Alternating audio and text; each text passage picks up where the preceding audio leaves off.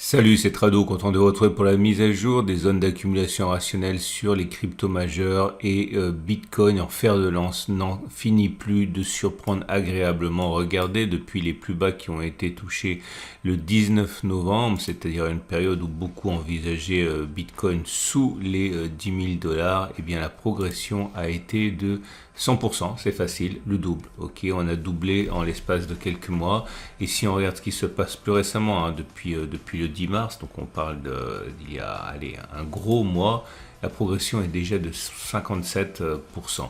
Autrement dit, ça va vite, ça va trop vite, mais ce qui est intéressant, c'est qu'on prend le temps de faire les choses relativement sainement, puisque après cette première impulsion assez drastique, eh bien, on a consolidé pendant de très nombreuses semaines, montrant que finalement les choses se font quand même de manière assez raisonnée, puisque regardez, entre le début de la consolidation et la fin de la consolidation, c'était le 19 mars jusqu'au 10 avril, 3 semaines, en fait, il y a eu très très peu de périodes de hausse par rapport à la période de consolidation, et ça c'est très bien. La moyenne mobile à 50 jours est ascendante, la moyenne mobile à 200 jours est ascendante, donc la tendance de fond et la tendance de long terme sont haussières.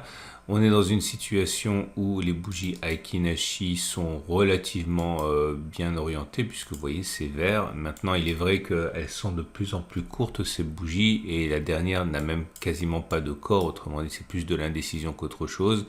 Mais on prend le temps, et je l'ai déjà dit, de faire des consolidations, et ça c'est bien. En tout cas, j'espère, je souhaite et je suppose qu'un retour sur les 28 920, 28 140 sera l'occasion d'accumuler un petit peu. C'est ce qu'on appelle un throwback, c'est un retour sur la zone pour acheter. C'est notre première zone d'accumulation rationnelle. Notre deuxième zone d'accumulation rationnelle serait 27 140, 26 580. Tout ça bien sûr si on y va. Et ce qui serait vraiment bien, c'est qu'on prenne le temps de faire un gros throwback sur les 24 325 200. Ce serait une zone absolument d'opportunité à titre personnel si on y allait. Je vous rappelle que ma méthode repose sur l'accumulation rationnelle, c'est-à-dire des entrées progressives, surtout pas en une fois, pour pouvoir tirer profit des appels d'air, des trous d'air éventuels. On passe maintenant à l'Ethereum. Et l'Ethereum, c'est pareil, en tant que fer de lance avec le Bitcoin de ce qui se passe dans le monde des cryptos, l'Ethereum montre la voie. Lui, eh bien, depuis les plus bas qui ont été touchés en novembre, la progression a été regardez ça, 98% également, donc ça a doublé aussi. Et depuis le pic, le creux récent de mars, on en est à plus de 56%. Autrement dit, on est sur un même ordre de grandeur que Bitcoin, avec une tendance de long terme qui est maintenant haussière, une tendance de fond qui est haussière, un croisement comme sur Bitcoin M50, M200 qui est une fois de plus alerté de la possibilité d'une vague de hausse importante. J'en avais parlé en son temps, je ne vais pas refaire le film après coup, mais regardez ce qui se passe historiquement. Lorsque la M50 croise la M200 à la hausse, généralement ça donne des choses qui sont plutôt sympathiques, et ce qui s'est passé ne doit pas surprendre, c'est tout simplement probabiliste. J'ai une zone de résistance intermédiaire ici, je vais la tracer de manière assez large, comme ça si on y va vous avez l'opportunité de renforcer si vous êtes des fans d'Ethereum. Je la considère comprise entre 1936 et 1819. Donc si on retourne dans cette zone, je pense qu'il y aura beaucoup d'investisseurs de long terme qui seraient intéressés. Attention, ça correspond à une chute allez, on va dire entre 8 et 15%.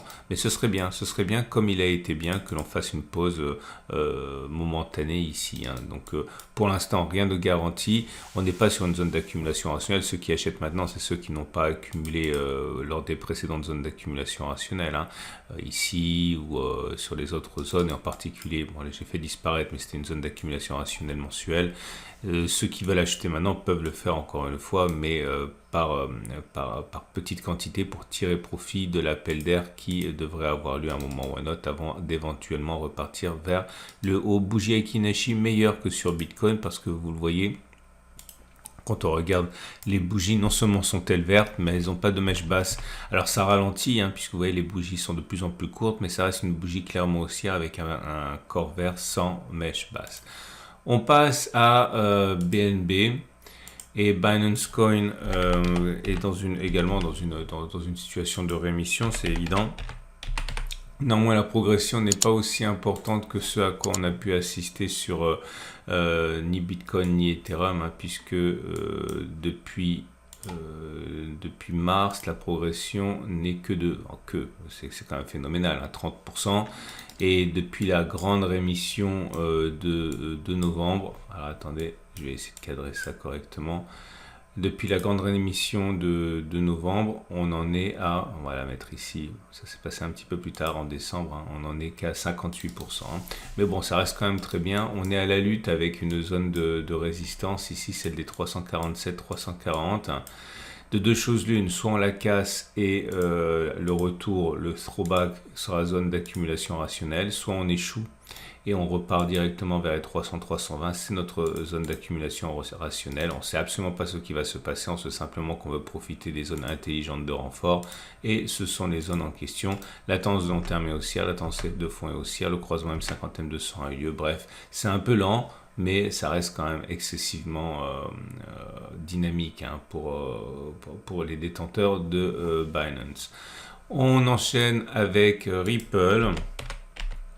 Alors Ripple est dans une situation un peu différente, en ce sens que eh bien, la progression depuis les plus bas, regardez, si on se met ici, on a été à 80%. Le croisement M50 M200 vient d'avoir lieu, c'est ça qui est intéressant, c'est-à-dire que avec des mois de décalage par rapport à Bitcoin, Ethereum et Binance Coin, le croisement M50 M200 a eu lieu et là aussi, hein, ça fonctionne pas à tous les coups. Là, par exemple, ça n'a pas fonctionné. Hein. Il faut surtout pas penser que y ait de martingale. Hein. Là, regardez, non plus, ça n'a pas fonctionné.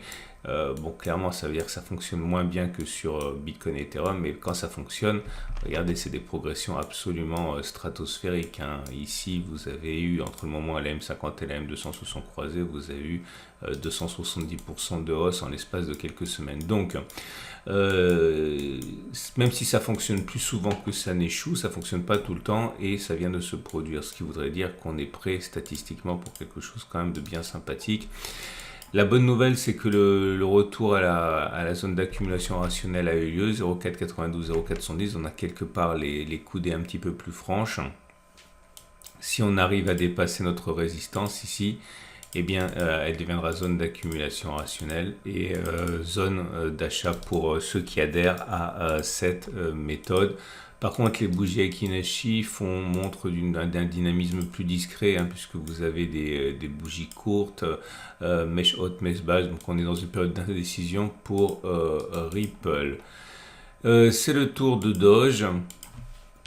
Doge qui est aux mains, hein, des rumeurs consistante avec Twitter. Ça a beaucoup progressé avec le coup de marketing d'Elon Musk qu'il a mis à l'honneur sur Twitter la semaine dernière en changeant le logo. Donc on a pris en l'espace d'une journée 32%, mais c'était pour mieux les reperdre par la suite.